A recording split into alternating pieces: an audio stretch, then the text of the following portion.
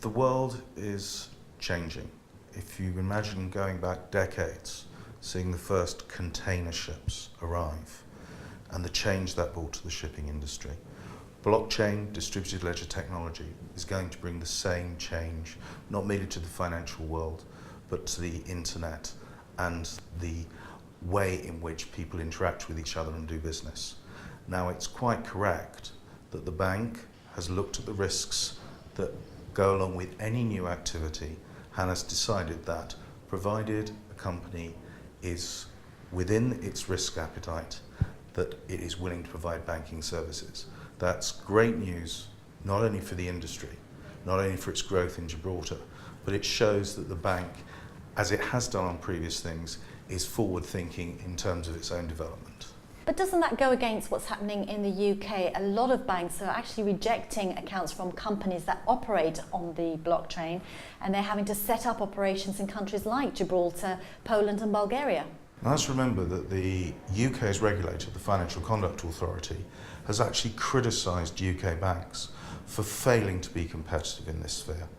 Now, it is new technology, and some banks are nervous about it, and the Gibraltar International Bank looked at this in very great detail, spoke to the regulators. The regulators are supportive of what GIB are doing, as indeed is the industry, as indeed is the board of the GIB. But in the UK, you had some players who were nervous and decided they didn't want to do it, and others who actually saw it as a threat. And one of the concerns that the Financial Conduct Authority in the UK has expressed is that UK banks are engaged in anti-competitive behaviour, whereas GIB here is fully supportive of the Gibraltar government, fully supportive of the regulator in developing this important new sector for Gibraltar's economy. Well, the killer app on the blockchain is the cryptocurrency, so aren't you exposing yourself to an area that is still very volatile and insecure? GIB will not be dealing with cryptocurrency itself.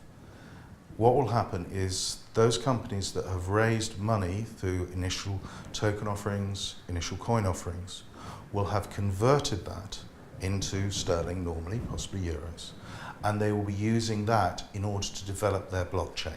GIB itself will not be taking Ether, will not be taking Bitcoin. GIB is exclusively working in what's called fiat, which is ordinary standard currencies as you or I would recognise.